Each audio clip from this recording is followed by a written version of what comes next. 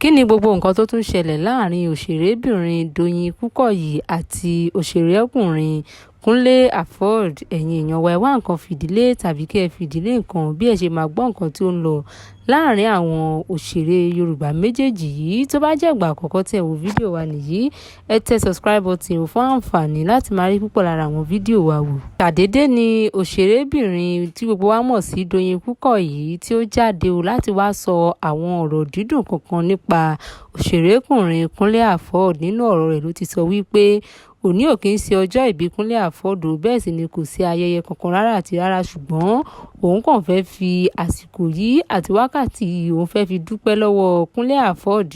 Ó sì fẹ́ fi appreciate ẹ̀ nítorí ó jẹ́ ọkùnrin tó jẹ́ wípé ó respect òun, ó sì ní ìfẹ́ òun púpọ̀ gan, wípé bó tilẹ̀ jẹ́ wípé òun ò mọ̀ nǹkan tí òun ṣe fún un tí òun fi deserve gbogbo ìwà yìí tí Kúnlé Afod tí ó wù sí òun. Ẹ̀yin èèyàn wa, Doyin Kúkọ̀yí ó máa appreciate Kúnlé Afod lóríṣiríṣi ọ̀nà. Ó ní wípé òun dúpẹ́ lọ́wọ́ rẹ̀ gidi gan ni o fún gbogbo ìwà àti support èyí tí ó ń fi hàn òun ní gbogbo ìgbà lóòrèkóòrè èyí tí òun bá nílò ìrànlọ́wọ́.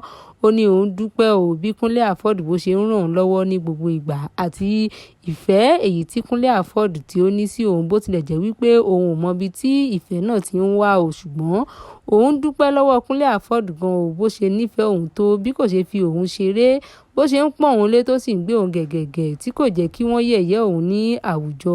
Ẹ̀yin èèyàn wa, òṣèrébìnrin Doyin Kúkọ̀yí máa sọ ọ̀pọ̀lọpọ̀ ọ̀rọ̀ nípa Kúnlé Afod o.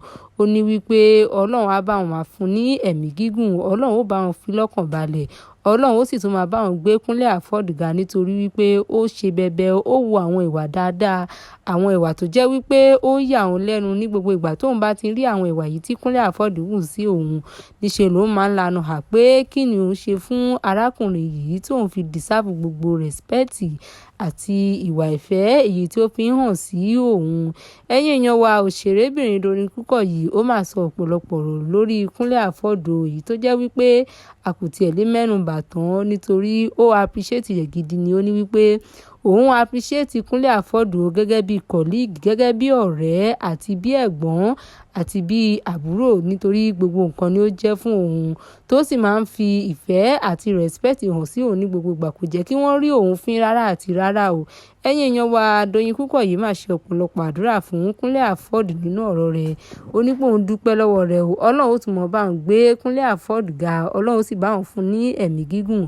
Òun sì ń fi wákàtí àti àkókò yìí sọ fún wípé ní ọjọ́ tó bá nílò ìrànwọ́ àbí tó bá nílò ẹni tí ó dúró gẹ́gẹ́ bí sister tàbí bí ọ̀rẹ́ fún un, òun gbà ládùúrà wípé kí òun wà láyé kóun sì wà láàyè láti lè dúró fún un nítorí wípé ó ti hùwà tí ó dá sí òun ní gbogbo ìgbà. Ẹ̀yin èèyàn wa, Doyin Kúkọ̀yí sọ ọ̀pọ̀lọpọ̀ ọ̀rọ̀ nípa Kúnlé Afod. Bó bá tún ṣe ń lọ lórí ọ̀rọ̀ àwọn òṣèrékùnrin àti òṣèrébìnrin yìí, a ó tún máa mú wá sétí ìgbọ̀yín. Tó bá rí bákan náà, ẹ tẹ subscribe button tó bá jẹ́ ìgbà àkọ́kọ́ tí ẹ wo fídíò wa nìyí. Ó tún di ọjọ́ mìíràn, ọjọ́ ire. Ó dàbọ̀.